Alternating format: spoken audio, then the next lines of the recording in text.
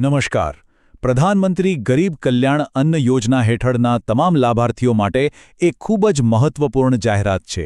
ગુજરાત સરકાર આપ સૌની સુવિધા માટે એક નવી ડિજિટલ પહેલ લઈને આવી છે અને આ પહેલનું નામ છે અન્ન સહાયતા. ચાલો, એક વાત વિચારીએ.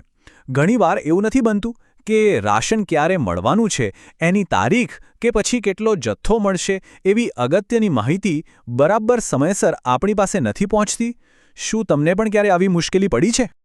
તો બસ આવી જ સમસ્યાઓના ઉકેલ માટે ટેકનોલોજીનો ઉપયોગ કરીને ગુજરાત સરકાર રજૂ કરી રહી છે એક નવીન પહેલ, અન્ન સહાયતા.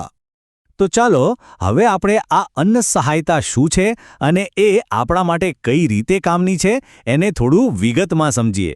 એ યાદ રાખવું જરૂરી છે કે આ સેવા ખાસ કરીને પ્રધાનમંત્રી ગરીબ કલ્યાણ અન્ન યોજનાના લાભાર્થીઓ માટે જ છે. જો અન્ન સહાયતા એ બીજું કાંઈ નહીં પણ એકદમ સરળ અને પૂરેપૂરી સુરક્ષિત ઓનલાઈન સુવિધા છે.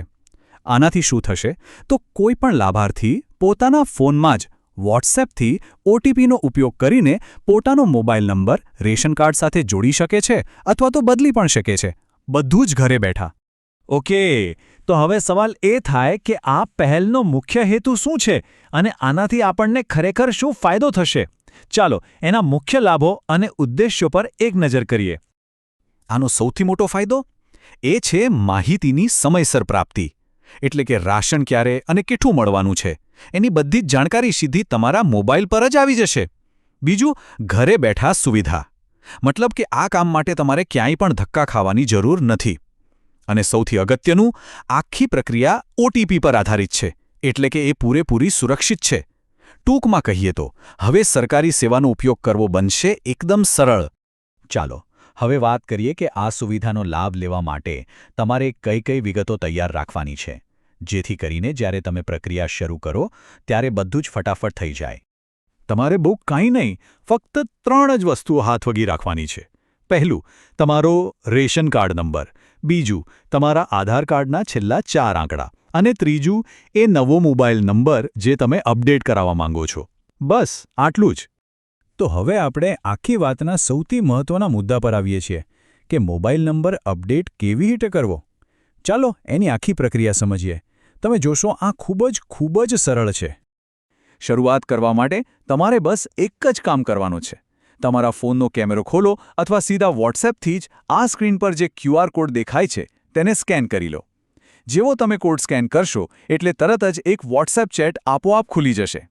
હવે જેવી ચેટ ખુલે એટલે સિસ્ટમ તમને એક પછી એક સૂચના આપતી જશે.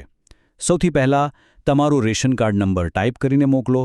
ત્યાર પછી તમારા આધાર કાર્ડના છેલ્લા 4 આંકડા નાખો. પછી તમારો જે જૂનો હાલનો મોબાઈલ નંબર રજીસ્ટર થયેલો હોય એ દાખલ કરો. હવે તમને અપડેટ નંબર એટલે કે નંબર બદલવાનો વિકલ્પ દેખાશે. એ પસંદ કરો અને તમારો નવો મોબાઈલ નંબર ટાઈપ કરો. તરત જ તમારા આ નવા નંબર પર એક ઓટીપી આવશે. બસ એ ઓટીપી અહીં ચેટમાં નાખીને ખાતરી કરો અને કામ પૂરું. તમારી ચકાસણી સફળ થતાં જ નંબર અપડેટ થઈ જશે અને તમને એનો મેસેજ પણ મળી જશે. અને અંતમાં સરકાર તરફથી એક ખાસ નોંધ અને આપ સૌને એક નાનકડી વિનંતી છે. અમારો હંમેશા એ જ પ્રયાસ રહ્યો છે કે દરેક નાગરિક સુધી સરકારી સેવાઓ એકદમ સરળ, સુરક્ષિત અને સુવિધાજનક રીતે પહોંચે અને એ સુનિશ્ચિત કરવા માટે અમે પૂરેપૂરા કટિબદ્ધ છીએ. આ અન્ન સહાયતા પહેલ એ જ દિશામાં ભરવામાં આવેલું એક મક્કમ પગલું છે. તો આપ સૌને અમારી નમ્ર વિનંતી છે કે આ ખૂબ જ ઉપયોગી સેવાનો લાભ તમે ચોક્કસથી લો. પણ અહીંયા અટકશો નહીં. આ જરૂરી માહિતી તમારા પરિવારમાં, મિત્રોમાં અને તમારી આસપાસ રહેતા બીજા જે પણ લાભાર્થીઓ હોય એમના સુધી પણ પહોંચાડો. આપણો હેતુ એ જ છે કે કોઈપણ હકદાર નાગરિક આ યોજનાના લાભથી વંચિત ન રહી જાય. તો ચાલો આપણે સૌ સાથે મળીને આ પહેલને સફળ બનાવીએ.